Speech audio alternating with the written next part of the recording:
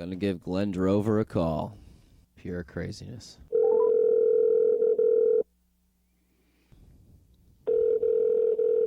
Hello. Hi, Glenn. This is Glenn. How's it going, man? How you doing, buddy? I'm good. How you doing? Yeah, thanks for taking my call. Do you come from a musical family? Yeah. Yeah, my brother, my oldest brother, Brian, and my dad were both musicians, and that's kind of how I got to start playing guitar a little bit. My oldest brother had an acoustic guitar lying around, and that's where I first started to, hit some strings, and he showed me a couple little ditties, and away we went, So How old were you when you got your first guitar? when I got my first guitar, which was acoustic, I was 9, and then the following Christmas, I got it for Christmas. And the following Christmas, I got my first electric. What kind of guitar was it? What kind of electric? The electric was a Les Paul Toppy, Yeah. New, used? It was new. It was new, and I got like a small little amp. I think it was 2 watts, which is kind of funny looking back. I don't think that exists anymore. Somebody making an amp that's got 2 watts. But Awesome. I mean, it was. You want to talk about major thrill, and that was really and that day, Christmas Day, when I got the guitar and a little amp and a little fuzz pedal too. Nice.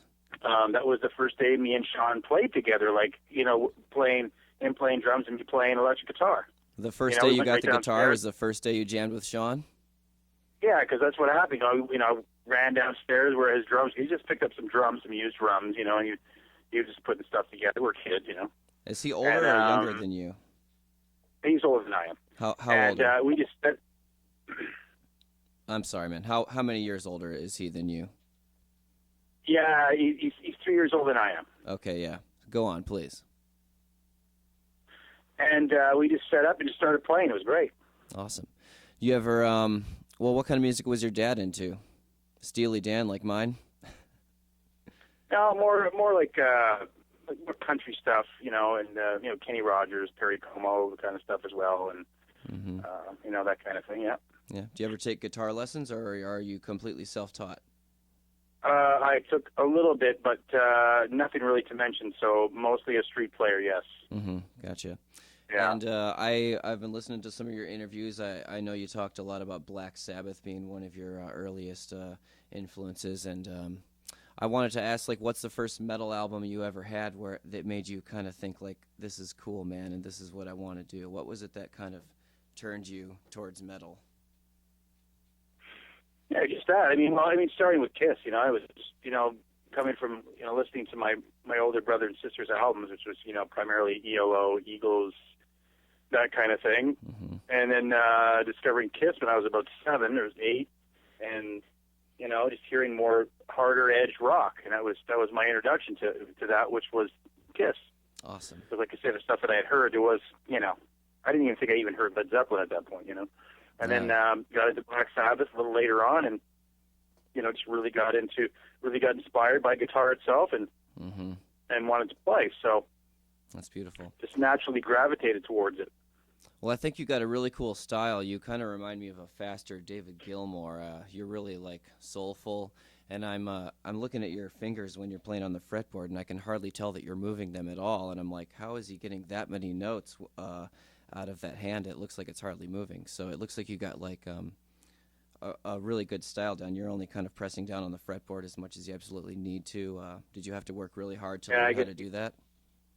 No, it's just that whole, the whole economy of motion type of thing, and being able to execute things with better dexterity. Mm-hmm. And just trying to work on that is where it all came from. I remember when I first started playing guitar, I had to learn how to not raise my pinky up so high off the fretboard. I'd always want to raise up, and I would always be pressing way too hard with my fingers and stuff. Did you ever have that problem? No, but I've had my own problems. Like picking was always it is not so much now, but it was an issue for a little while. I have a little bit of a different picking style, and I had to kind of work things out with that different. What's your Of course, picking style? I think it was a lot in my head, because it was a period where I thought, well, there was only one real way to pick. Mm-hmm. But that's not true at all. Mm-hmm. So I had to work on that. What's your picking style now? Like, how do you hold it? How do you hold the pick? I hold the pick sometimes with my thumb, my index, and my middle, but a lot of times I'm holding the pick with my thumb and my middle. Oh, really? So it's a combination, depending on what I'm doing, Sometimes my index finger gets kind of fucked up. I'm like pressing too hard when I'm trying to pick really fast, and I thought that if I could hold it with a different finger, that might save my index finger a little bit. It's just all about the experimentation of finding what works for you, I went through that whole trip of seeing other guitar players. They were all doing something similar, and I thought, oh, okay, I'm doing this all wrong. And that really screwed with me for a while. And I found out really at the end of the day, that's not true, number one, like I mentioned before. And then also, you got to find what works for you. Because, certain things, there's rules. Certain things, there's really not any specific way you have to do it. Mm-hmm. Because there is a few. I'm not the only guy that has a weird picking style. There's only one other guitar player I've ever seen use those two fingers, and that's one of Eddie Van Halen. Is the only other guy. Oh yeah, wow. It's just about finding what there might be certain little things you kind of have to contour to make it work for you. Yeah, well, that's a good message. I learned that. I learned that the hard way. So there you have it. Yeah. Awesome. So you start playing around with Sean, and you come up with this band called Eidolon. Was that your first ever band, or did you join other bands before that? No, that was the first, if you want to call we're trying to do something more on a professional level. Before that, it was, we played. I mean, you have to remember at that point when we started that, I was like, I was pretty young. And before that, it was, we had bar bands and, all that stuff along the way. And then we really wanted to do some specific recordings and shop them, and we started off with instrumental music. We're really, this is the early 90s, so we were really inspired by all the shrapnel stuff, all the instrumental stuff that was, of course, initially designed by Yngwie. And then we were on that trip for a little while, and then we tried to, make a go of that. And then it ended up turning into, with that same name, incidentally, and that turned into a full-blown band, with vocals and all that stuff, which we've heard later. And then it went from there. So, that was the beginnings of the whole, if you want to call it, moving more into the professional thing where, we're starting to put product together and trying to get signed. And not that we didn't try to do things earlier on, but this was our first, I think, real step. And then it led to us manufacturing and selling our own stuff independently. And then we got picked up by Metal Blade. And then we did a whack of albums for them. And then I joined King Diamond. I was on, and they were on Metal Blade at the time. So that was kind of interesting being on the label twice at the same time. Yeah. It went from there. So you put out 3 albums with Eidolon before you joined King Diamond, right? Sacred Shrine, 0 Hour, and Seven Spirits. That was just a, to be honest with you, that was just a tape. We did an instrumental tape. Okay. And then we did that one, which was the beginnings of trying to make it more of a full metal band with vocals, right? Yeah, gotcha. Well, how many albums did you put out before it was an actual full band? I'm talking Eidolon still. Well, that was that would have been the CD after that one, which was called 0 Hour. That was the first, I would call the first full band kind of thing where it wasn't me and Sean and somebody else trying to take over all the duties. We found a singer. Unfortunately, he was the wrong guy, and he hung in for a few albums. That was our mistake for letting it happen. But what are you going to do? Okay. And but then we got to a point where we, of course, fixed some of those mistakes. But it was that CD. That's where it all started. And then we did, independently, we did 2 CDs there, and then because that one that you mentioned, that was really only just a cassette. And then the later first picked one, up by some Sacred Shrine.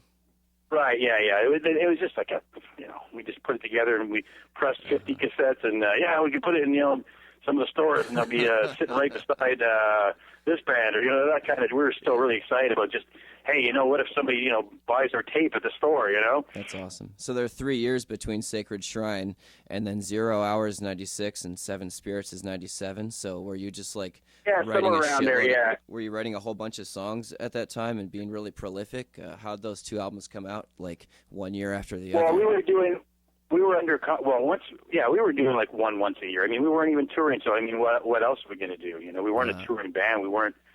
So, I was starting to put this was at the time where it was very exciting not only to start putting that stuff together, but it was also a very exciting time for me because I was starting to put equipment together in my basement, and what would become the beginnings of actually doing somewhat professional recordings. It got better later on, obviously, but but that was a very, very exciting time. I was able to start putting these things together, and going from 4 tracks to 8 tracks to 16, 24 to on and on and on. Did you buy all the equipment yourself? Yeah. Man. They started really, when I started doing it, really a lot of people weren't doing it back then. A lot of people were still going to the studio and spending $100 an hour. It was the really early 80s or 90s when I was doing that. And then the production on those 2 albums is pretty good. Was it remastered by Metal Blade or anything, or is that all you? No, it was. No, as a matter of fact, it wasn't. We just took our time. I had picked up a really good reel-to-reel that had an amazing head on it, and we just really, I used to spend a lot of time recording sounds, and back then it wasn't now, you could reamp or you could do this or you could do that. Back then you had to, with the equipment that I had and the setup, you had to be on the mark in terms of, to get the sound that you wanted. You had to nail it before you recorded it. Yeah. Which in a way it's really a good thing, I was never a fix-it-in-the-mix type of guy. You could know how to play it before. Now things are a little bit easier to, change things and this and that, which is good in a way. Sometimes I take advantage of that and sometimes I don't. But I'll never go and record with a sound that's like uninspiring. Yeah, gotcha. So you go for it, and then later on, if you need to do a slight adjustment, cool. All right, so how did you get approached to join King Diamond? What did that look like? I sent an audition tape back in around that time, actually, the early '90s, when me and Sean were doing the other stuff to their booking agency in Denmark at the time. And then, make a long story short, they sent the tape off to King. I got a hold of him. He said, if it's something that we feel that that fits stylistically, then who knows what can happen in the future. They had a player at that point, but they were going through quite a few of them. Seemed almost every album they were going through a different guitar player on the other side of Andy. Okay. So I sent an audition tape, just a videotape, me playing, with some of the songs, and did a solo and kind of thing. Did like a 20-30-minute video or something. And anyways, in the end, he seen it and he liked it. He called me and he said, "This is something, I really like what you've done here. I like your style. I think it would fit, well in the band. If something comes up, I'll let you know." And then we kept in contact, just as friends, just talking, getting to know each other. And you and Andy, or you and King Diamond himself? And King, yeah. Okay. All right. And then one day I got a phone call, and I was actually at that point I was working for Royal Airlines. Doing what? And I wasn't a pilot. I used to work in a hangar for just for like assistant for repairs and stuff like that. But anyway. Yeah. And then there was a situation where the airline was they were going bankrupt, and I didn't have enough seniority along with a few of the other guys there. Yeah. So we were laid off, and during that time, the last weeks that I was there, I got this call, and that's when everything changed. And was that the perfect timing, or what? Yeah, ever since then, pretty much it's been everything I do work related is with music. Wow, so kind of maybe it's that a was blessing really the in last disguise. Thing I did that was a non-music related employment. Mm-hmm. And so what was the first steps to joining the band? What did they want you to do?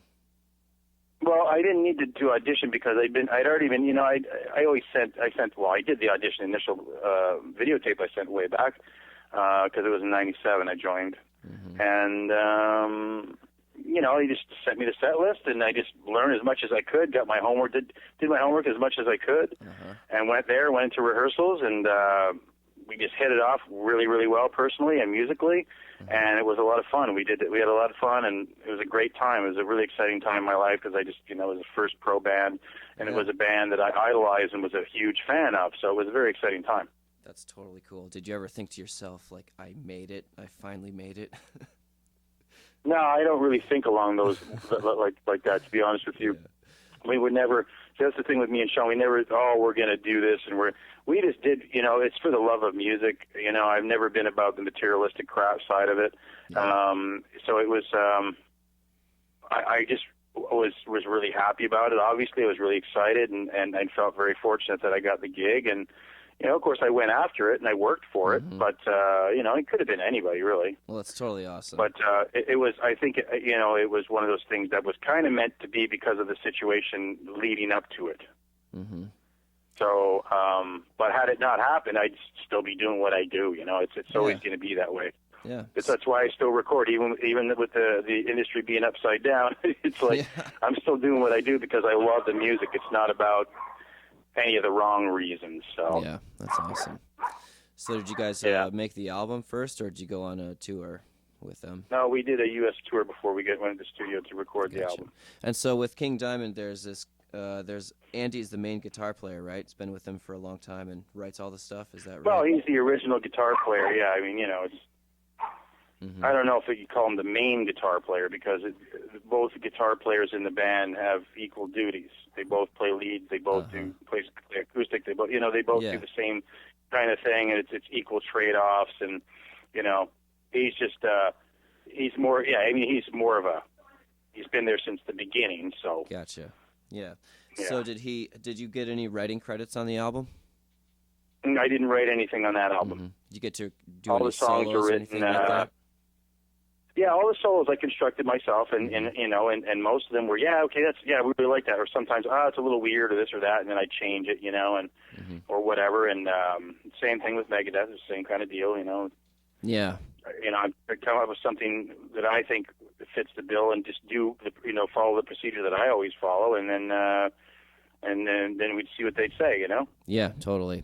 Well, I wanted to tell you the riffing on track number 6 on House of God, The Pact, is really awesome. And I wanted to ask you, do you remember that song and that riff that I'm talking about?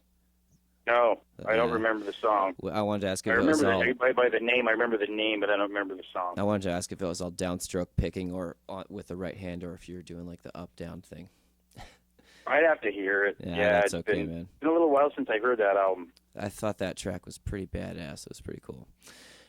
Cool. Yeah, I wanted to ask what it was like playing on stage with that kind of level of theatrical production. I watched a couple videos of you on tour with him, and there were even like sexy ladies writhing on stage at his feet. And I wondered if you had to kind of like stand in your corner and not move so you wouldn't disrupt it, or was it kind of more free? Yeah, it's pretty much like that. You don't. There is times for. You know, for doing a little bit of traveling and stuff like that around the stage, but you can't do that all the time because he does a lot of stuff in the middle, you know, and if you start walking in front of him, then it looks kind of stupid, you know, because you're in front of him while you're doing something. So, you know, your timing has to be right. Gotcha. I think with any band, you know, it's even without theatrics, you still got to have, you know, it's important to have the symmetrical thing going on, you know, because it looks stupid if it's not like that, you know. You got 2 guys and 4 guys and 3 guys on the stage, and then 2 of them are off to the side for a long time. You get the other side of the stage. It doesn't look like the band is, you know, has the whole shtick down yet. That's what it looks like to me when I see that. So it's important I think on any level, but especially of course with the theatrical stuff, you have to be careful of what you're doing. You have to pick your spots, and they got to be the right time. Yeah, and King put a lot of effort into the production. Every stage setup is really ornate, isn't it? Yeah, I mean, look at their current one. I mean, it's the biggest by far. It's the best by far. You know, they get this really awesome arena/shed tour coming up. It's going to be a great summer for that band. You know, amazing. Really excited. Love that guy's voice. Nobody can hit those falsettos and be as evil as that guy. He's amazing. Yeah. It's all good stuff. So okay. King Diamond, you were done with those guys. What happened there? Did you leave voluntarily, or was it time to go? What happened? Yeah, it was just kind of like, you know, my situation had changed. I just got married. I had a kid on the way. Okay. The touring at the time was pretty sporadic, so it was kind of hard to keep things consistent. When you put all that stuff together. Yep. So I had to step down. You know, I just felt bad about it, but I had to do it at that time because of my situation and what I needed to do what my role was going to be at home and professionally, and you know, that First good kid stuff. is a big deal. I've been there, man. Yeah, but like I said, it was you know, if it was a thing where, of course, even saying if they were a hardcore tour, and I might have stepped down as well, because it was, you know, I don't want to miss all that stuff, obviously. So it was just just the timing, you know, and stuff like that. So I see you put out 4 Eidolon albums between 2000 and 2003. You were obviously still craving the guitar 2000. The whatchamacallit. Let me see. Got Nightmare World, Hallowed Apparition, Culmination, and Apostles of Defiance.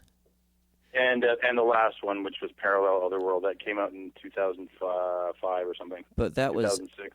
Didn't Megadeth come before that? Didn't you join Megadeth in 04? We did those 4 albums for Metal Blade, and Culmination and Apostles of Defiance being definitely, in my opinion, by far the best.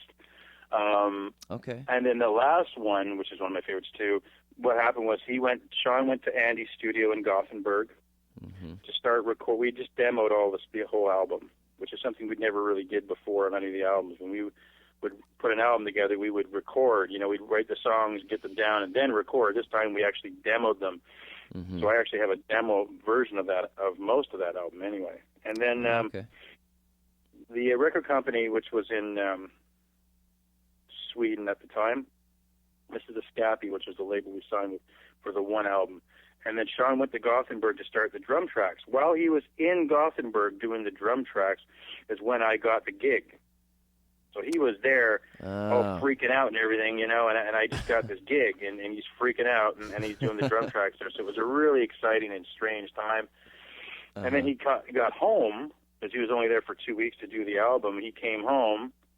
I'm in rehearsals, and that's when that whole thing went down with Nick being let go and Sean being called in. So that was just that's a whole other story. But it was just kind of the perfect timing for Sean to join right after you, then, huh? Yeah, it was. Yeah, that's basically what it was. He wasn't supposed to be in the band. I joined the band. It was going to be Nick Benza. It was going to be the drummer. Yeah. Well, he I was think the first Sean, guy to be recruited. Actually, he was the first guy to be recruited, and then it was me, and then James Lomenzo? Jimmy McDonough. Oh, no, Jimmy McDonough. Right. For the tour for The System Has Failed, right? Yeah, he did that one. He did the one tour, the U.S. and the European and the Pacific Rim. He did the whole tour. Did the whole tour, and then when we were demoing the album that we did, then that's when he was replaced. Actually, during the demo phase of that album. So, what was it like auditioning for Megadeth? What did that look like? I didn't actually audition. I just sent him an Eidolon album and a couple of video clips, and we talked on the phone a couple of times. That was it. Really? And then so did you guys start going into actually, rehearsals right away? To be honest with you, I've never had a formal audition in any of the bands. Oh, okay. Well, that's pretty badass. Kind of because of the situation with the first one. You know, I kept sending all the stuff that we were doing. He had already seen the videotape, so he knew what was going on. He knew what I was capable of. Well, I mean, a formal audition is what I mean by that is actually going there and playing with the band. Okay. My auditions came from, you know, watching me play on video and hearing me play on an album. With the Testament gig, that there was no audition because I was just stepping in, and I already, you know, we played together at various festivals and stuff like that, and so when they asked me to do it, I was actually Gary Holt that recommended me for that one. I think they just kind of felt that I think you'll be okay with this one, and had some conversations, and away we went. Cool. So you joined Megadeth, and it looks like it was just like a whirlwind of tours, kind of right out of the gate. Would you say that was true? Say it again one more time. Oh, sorry, yeah. So you joined Megadeth, and it looks like you did the System Has Failed tour and 2 Gigantours, and then a whole bunch of shows and festivals in between.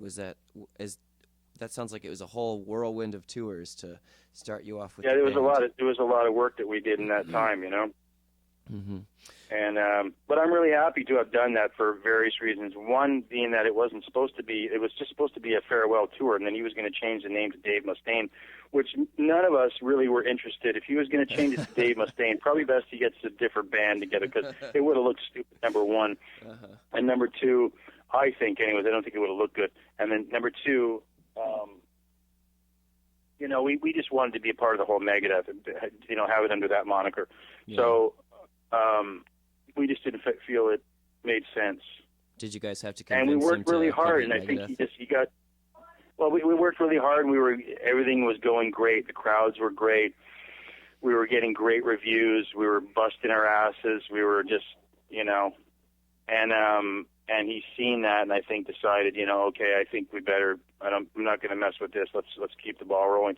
Cool. And so being part of that whole rebirth was, and getting him to change from going, not changing the name to his own name. I'm pretty happy and proud about that. That's really cool, man. We just worked really well together. We worked hard, and we had a lot of fun, and we were all really excited. We were all fans of the band, so we just busted our asses. But it wasn't like work. It was fun. It was we wanted to do that. It was just a lot of fun. That's cool. How would you compare playing on stage with King Diamond versus with Megadeth? I don't know. It was always great playing with my brother, because I never had to worry about him. And we had some good drummers in when I was in the band with. It was just the one drummer, actually, that we played with, which was John. And he's a good drummer, but with Sean, I always felt, I never had to worry about him. You already had a lot of experience with him, too, huh? I'm sorry? You already had a lot of experience playing with him, too, so you already knew his style. Right. So not only is he extremely consistent, metered, very dependable drummer, a team player, which, of course, is what makes him a musician, as we know, but... yeah, I had all that thing. So when I play with him, it's always a tight thing, because we've been playing together since day one. Like I said before, the very first day I got my electric guitar, that's what we were doing that afternoon. We were playing until I blew up the amp. You blew up that amp with that little 2-watt thing? Yeah, I had to turn it on full to keep up with the drums, and it was only 2 watts, so I ended up blowing it. That's funny. So ever since then we played in school bands and bar bands and professional bands. So that's amazing. That's a full gamut. You've played with him in every kind of band conceivable. Right. Yeah, every different level, pretty much. Yep. That's awesome. So okay, you go into the studio and you're recording United Abominations. That was the album you're on, right? Yeah. And so did Dave write everything? Did you get co-writing credits on any songs? Yeah, I got one song. I got one co-writing credit on one song there. Do you remember part of it. Do you remember what that song was called? Yeah, it's called "Never Walk Alone." Oh. It was one of the singles, actually. Did you write that opening riff? And it was was it a video? Let me think. I think it was a single. It was one of the singles for sure. I'm just trying to think if we made a video for that song. Did we? I can't remember. Let me think of the videos that we did for that song or for that album. We did that one there, the cover of the old song. A Tout Le Monde, yeah. Shit, I can't remember. Let me look it up. I know we did 2 or 3 videos off that album. Let me look it up real quick. I can't remember what. I think it was, but I can't be 100%. Anyways, but I wrote part of that song. Okay. Actually, just the instrumental part. I only just a small part, but that was. Oh, okay. It was good, because it was it was the only credit that any of us got, which was good. So at least one of us made it on the album. Okay. And then I did have something to do with the Sleepwalker thing too. Not the music. That's Dave's song. No, I was going to ask you. It sounds like that's your guitar that starts out the whole album. Is that your opening thing right there on Sleepwalker? Well, truth be told, what you're hearing when you listen to that song in particular, most of the guitars that you're hearing are mine. Most of them? That song was mixed in that way. The clean guitars are mine at the beginning, and the distorted guitars that you hear through the song is pretty much dominantly what you're hearing is my guitars. Why didn't most of the songs were Dave's? Most of the songs were Dave's. There, I think, were more dominant. I'm not sure, but I know on that song for sure mine are more dominant. I'm not sure why it was mixed that way, but that's how it was mixed. Okay, well that's pretty badass. But cool. Also, the song wasn't going to make the album, and it's a good thing it did, because a lot of the songs are kind of slower to mid-tempo. We really needed a faster track, and it wasn't going to make the album. And then me and Andy were working on rough demo of it, and the record company heard it and said, "Yeah, we got to put this on the album." And I guess they talked Dave into that one, and then it wound up to be the first song on the album. And like I said, I think had it not been on there, it would have been a little bit kind of, I think, off balance. Yeah, I think so too. It did need a faster song. I mean, I love the faster Megadeth from back in the day myself. So. Yeah, you got to have some of that stuff in there, and I think it was just a little too laid back, the original version of the album. And also, Never Walk Alone was not supposed to be. That was written after. Oh, that's one of the heavier ones producers. too. Yeah, we changed producers, and the original version of the album did not contain those two songs. It was basically everything but those two songs, and it was rejected by the label. Huh. For certain reasons. It just wasn't there. It wasn't there. The guitars were weak. It wasn't as strong. It needed to be presented in a proper way, and it was not the proper way. Mm-hmm. And then that's when we had to change producers, and then Andy Sneap came in and saved the day with the album. He bumped up the production, brought the guitars where they needed to be, and made it sound more like a Megadeth record. Cool. And then we added those two songs, and it wound up being a much better record. So I'm really thankful of that, because the original version is definitely a very weak shadow of what you hear. Did any of the first producers' songs end up making it onto the final album? Oh yeah, a lot of them made it onto the album, but some of them were. A lot of them were. I think the vocals were redone. A lot of them. Okay. The guitars. I think a lot of the tracks were still there, but they were reamped and made to sound more like a Megadeth guitar and not a. Gotcha. Cool. A rock and roll guitar. So yeah, I wanted to say on the track United Abominations, there's during the bridge part, there's two solos, and first it's Dave, and then you come in with your solo immediately when his ends, and it's really obvious when you come in because you're more bendy and fluid and kind of flowing on the neck, and I thought it really complemented Dave's really well, and I just wanted to say that was really cool, man, that you can write solos. Oh, thanks. Yeah, it can keep up with the legendary Dave Mustaine, man. That's quite a feat. That's really cool. Dude, it's actually might be that song. I can't remember, but there is one song on there I really like what he did. Probably one of the best solos I think I've ever heard him do. But I can't remember what song it is. Well, but I mean, literally, probably one of the best solos, if not the best solo I've ever heard him do. And I can't remember what damn song it is, though. It's been a little while since I heard that album too. Email it to me later, man. I've been listening to it a little bit. Okay. Yeah. So, okay, I'm gonna ask you a question. I don't want to be a dick, but you didn't like playing those other previous guitar players' solos to a T, right? Because you just didn't want to be a puppet, right? No, I tried to keep the solos actually as close as I could, but you see, I think there's a lot of people that focus on these silly things, and it really is a waste of time. Because everybody's got their view, and that's cool, but I'm not any of those guys, man. Yeah. See, and neither is anybody else. The new guy, he's not the same guy. It's a different person. So we all have different personalities. We all have our own DNA. Yeah, and I really liked your style. So I always thought, even with King Diamond, I always went in and I try to play the solos, at least have the key melodies there intact, so that when somebody hears it, they hear those key parts and it's identifiable. Mm-hmm. Now, of course, saying that, it's really subjective anyways, because even sometimes I find if somebody plays a solo properly, one guy's going to say, no, you didn't play it right. Meanwhile, the guy doesn't know what he's talking about. And it's just all subjective garbage, and who cares really anyways. Yeah. I went in, I tried to keep the stuff as close as I could, but I think that it's very important that you obtain your own feel and everything else, because if you don't, then it's kind of robotic, because you're going through the motions of trying to be someone else that you're not. Yeah. So if you try to, I think if you try to mimic maybe some vibrato parts from solos, feel, and parts like the main key phrases, and still retain your own thing and deliver it, with your DNA. I think you've got something. You know, Okay. I mean, I don't want to go see a guy and he sounds exactly like this guy. I want to see him play the solos. I don't want to see him be self-indulgent and play something completely different. I don't like that either. Mm-hmm. But at least, you know, I mean, play like you too. I want to hear what you have to say. You know, I mean, I think people get hung up on this crap so much that if it was an elephant on stage and they played the solo the same, maybe people would be happy. I'm not sure, but I don't really get hung up on that stuff. I come from more the musician standpoint. Yeah.